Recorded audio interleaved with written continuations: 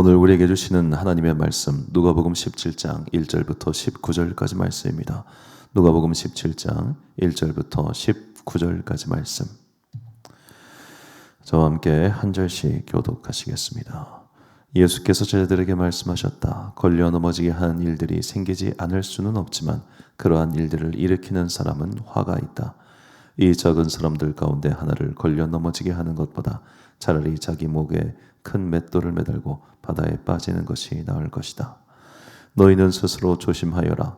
믿음의 형제가 죄를 짓거든 꾸짖고 회개하거든 용서하여 주어라.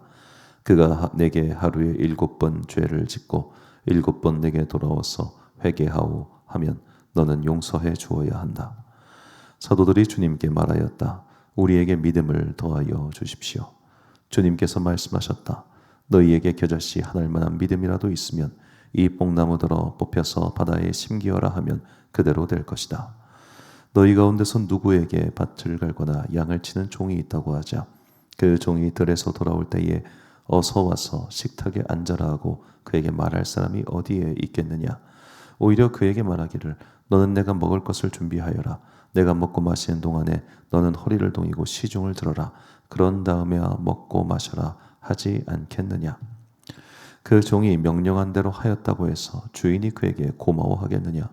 이와 같이 너희도 명령을 받은 대로 다 하고 나서 우리는 쓸모없는 종입니다. 우리는 마땅히 해야 할 일을 하였을 뿐입니다 하여라. 예수께서 예루살렘으로 가시는 길에 사마리아와 갈릴리 사이로 지나가시게 되었다. 예수께서 어떤 마을에 들어가시다가 나병 환자 10사람을 만나셨다. 그들은 멀찍이 멈추어 서서 소리를 높여 말하였다. 예수 선생님, 우리를 불쌍히 여겨 주십시오. 예수께서는 보시고 그들에게 말씀하셨다. 가서 제사장들에게 너희 몸을 보여라. 그런데 그들이 가는 동안에 몸이 깨끗해졌다. 그런데 그들 가운데 한 사람은 자기의 병이 나은 것을 보고 큰 소리로 하나님께 영광을 돌리면서 되돌아와서 예수의 발 앞에 엎드려 감사를 드렸다. 그런데 그는 사마리아 사람이었다. 그래서 예수께서 말씀하셨다. 10사람이 깨끗해지지 않았느냐? 그런데 9사람은 어디에 있느냐? 하나님께 영광을 돌리러 되돌아온 사람은 이 이방 사람 한 사람밖에 없느냐? 그런 다음에 그에게 말씀하셨다. 일어나서 가거라. 내 믿음이 너를 구원하였다. 아멘. 인내로 구원을 이루라 라는 제목으로 하나님의 말씀 선포하겠습니다. 오늘 본문 말씀 예수님께서 제자들에게 어려운 믿음의 요구를 하시는 장면입니다. 예수님의 말씀 가운데 예수님께서 이렇게 말씀하시죠. 야, 종이 주인이 시킨 대로 하였다고 해서 주인이 종한테 고마워해야 되니? 라고 말입니다.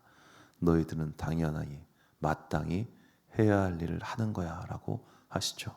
그 해야 할 일이 무엇인가? 본문 3절과 4절 말씀 보니까 너희는 스스로 조심하라. 만일 내 형제가 죄를 범하거든 경고하고 회개하거든 용서하라. 만일 하루에 7번이라도 내게 죄를 짓고 7번 내게 돌아와 내가 회개하노라 하거든 너는 용서하라 하시더라. 아멘. 자, 죄를 범한다. 이걸 너무 청이사학적으로 생각할 필요 없이 그냥 누가 집에서 말질을 저지른다고 생각해 봅시다. 여러분, 내 자식이라도 하루에 7번씩 사고를 치고 더구나 똑같은 사고를 치고 와가지고 엄마 잘못했어, 엄마 잘못했어, 엄마 잘못했어 이거 3번만 하면 얘가 나를 조롱하는구나 라고 생각할 겁니다. 자, 우리에게는 동일한 죄와 잘못을 저질렀을 그 사람이 하루에 그것도 7번씩이나 와서 용서를 구하면 우리는 그 용서를 받아줄 마음이 하나도 생기지 않을 겁니다.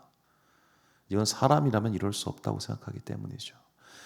자, 예수님께서는 어제도 말씀드렸지만 모든 비유로 말씀하시는 상황이 극단적입니다.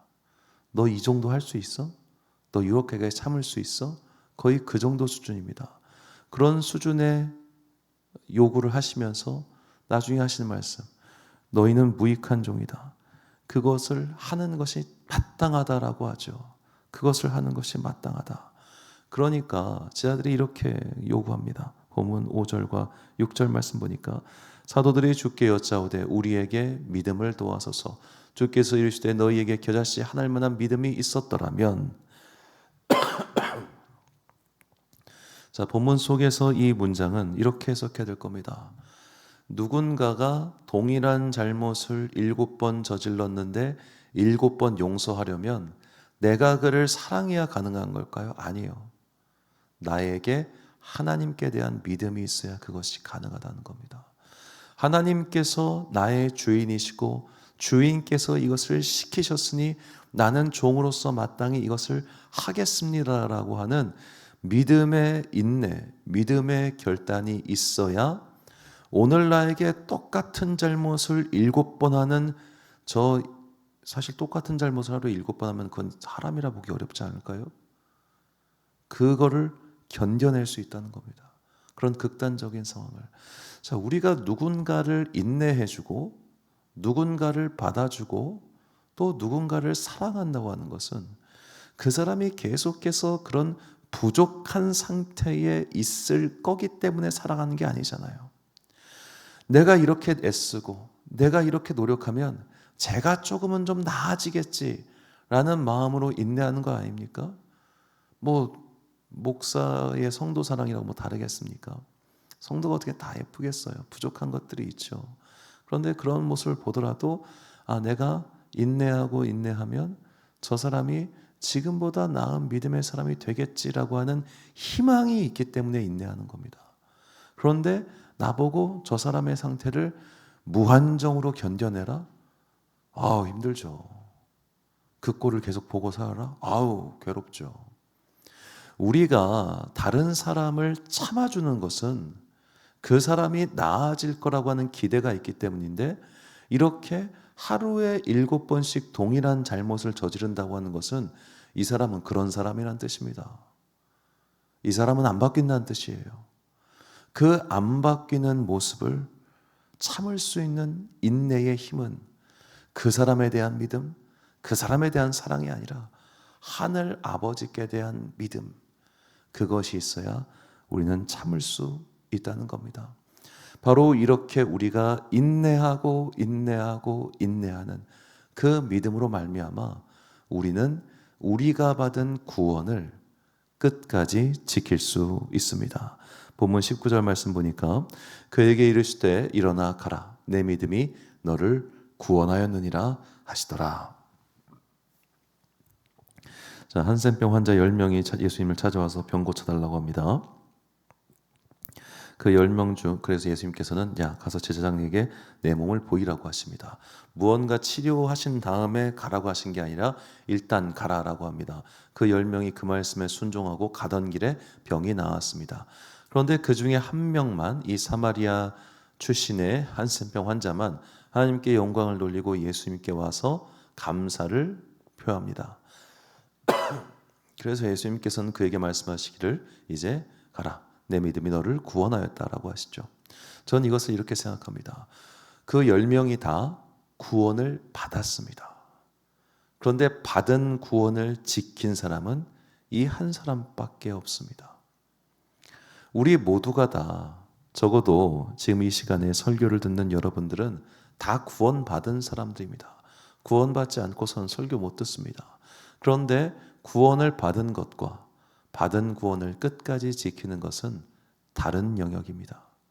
내가 구원을 받는 것은 은혜입니다.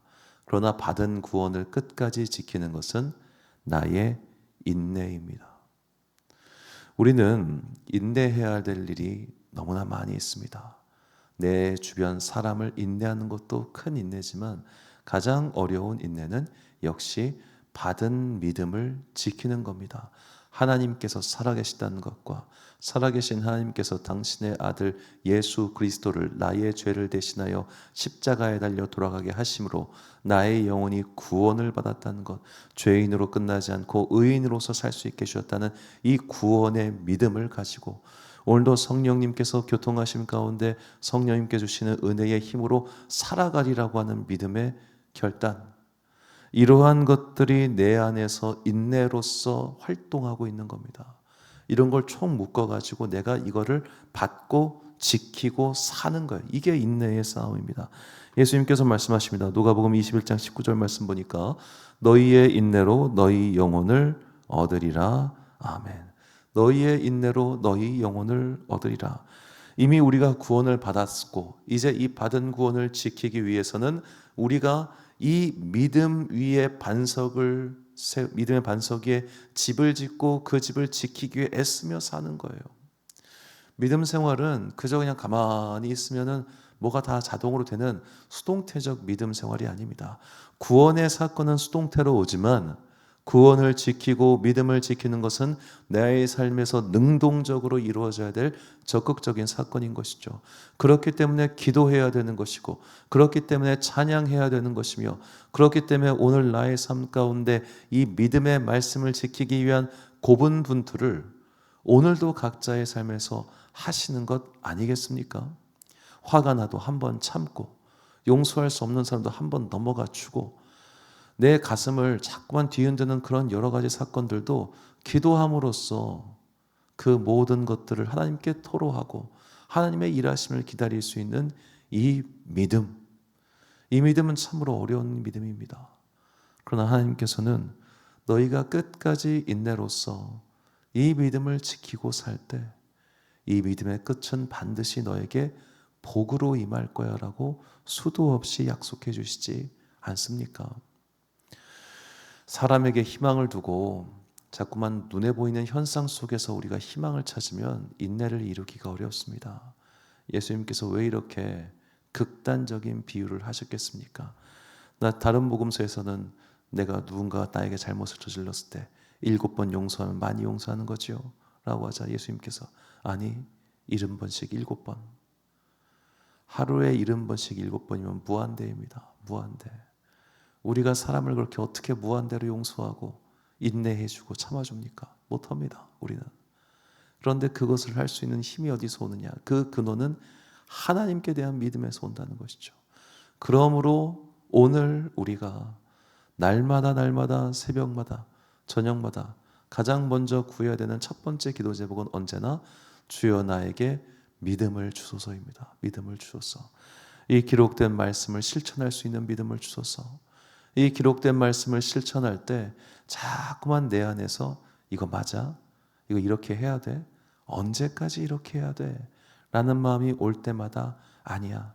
약속의 때가 올 때까지 이거 지켜야지 라고 하는 믿음의 인내. 이런 믿음을 우리가 받아야 됩니다. 달라고 구해야 됩니다. 그래야 비로소 오늘 나의 삶 가운데 변하지 않는 현실에도 불구하고 받은 믿음을 끝까지 지켜서 우리의 구원을 이룰 수 있는 겁니다. 그렇게 구원을 이루는 모든 지상의 성도들에게 주시는 하나님의 은혜와 약속의 말씀입니다. 요한계시록 14장 12절부터 13절까지 말씀 한 목소리로 봉독하겠습니다. 성도들의 인내가 여기 있나니 그들은 하나님의 계명과 예수에 대한 믿음을 지키는 자니라. 또 내가 들으니 하늘에서 음성이 나서 이르되 기록하라. 지금 이후로 주 안에서 죽는 자들은 복이 있도다 하시매 성령이 이르시되 그러하다. 그들이 수고를 그치고 쉬리니 이는 그들의 행한 일이 따름이라 하시더라. 아멘. 사랑하는 지혜빛 광성교회 성도 여러분, 그리고 이 새벽 함께 깨우고 계신 귀한 주님의 자녀 여러분, 성도들의 인내는 하나님의 말씀을 지키고 예수에 대한 믿음, 즉 예수님께서 다시 이 땅에 오실 것에 대한 믿음을 분명히 지키는 것입니다. 그 믿음을 지키고 사는 자들은 복 받은 사람들입니다. 왜냐하면 그 믿음을 지키고 살았기 때문에 그들에게는 이 세상이 끝이 아니고 이 세상 이후에 영원한 하나님 나라가 예비되어 있기 때문입니다. 이 기록되어 있는 말씀, 우리가 한 번도 가보지 않고 심지어 성경에서 제대로 기록도 안 해준 이 하나님 나라를 믿을 수 있는 믿음을 내가 받았다면 이제 오늘 나의 삶 속에서 그 믿음을 인내로서 지켜냅시다.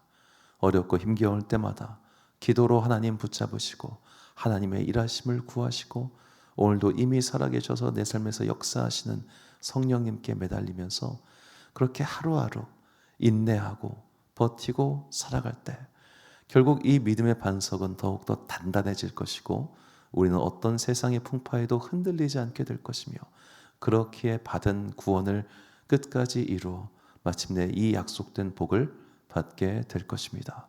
이 놀라운 믿음의 마지막을 향하여 오늘도 뚜벅뚜벅 열심히 걸어가는 그런 복 받는 여러분과 제가 되시기를 주님의 이름으로 축원합니다. 기도하겠습니다.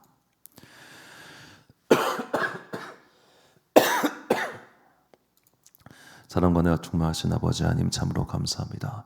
우리의 삶이 힘겹고 어려울 때마다 받은 구원을 끝까지 이룰 수 있는 믿음의 인내를 우리에게 더하여 주시옵소서. 어려운 시간 내가 왜 이렇게 참아야 되지? 왜 이렇게 힘들어야 되지?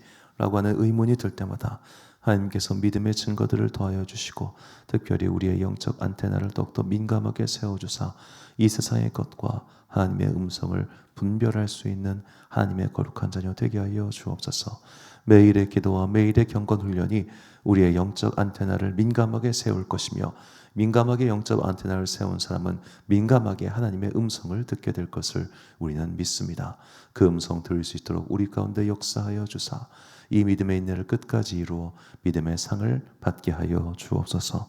오늘도 각자의 삶의 자리에서 열심히 싸우는 당신의 자녀들에게 복과 은혜를 주시고 이 받은 구원 끝까지 지킬 수 있도록 인내로 믿음의 열매를 이루는 아름다운 주의 백성들 되시기를 주님의 이름으로 축원하며 주님께서 그들의 삶을 지켜주시기를 소망합니다. 오늘 하루도 참 좋으신 우리 주님의 은총과 평강이 모든 주의 자녀들과 함께 하시기를 간절히 소망하오며 이 모든 말씀 우리 구주 예수 그리스도의 이름으로 기도드립니다. 아멘. 오늘의 기도 제목입니다. 믿음의 인내로서 받은 구원을 끝까지 지키기 위해선 성령님의 도움이 필요합니다. 믿음의 인내를 온전히 이룰 수 있도록 은혜와 능력을 달라고 기도하십시오. 오늘 주신 기도의 제목 가지고 기도와 묵상의 힘쓰는 하루 되시길 바랍니다. 기도하겠습니다.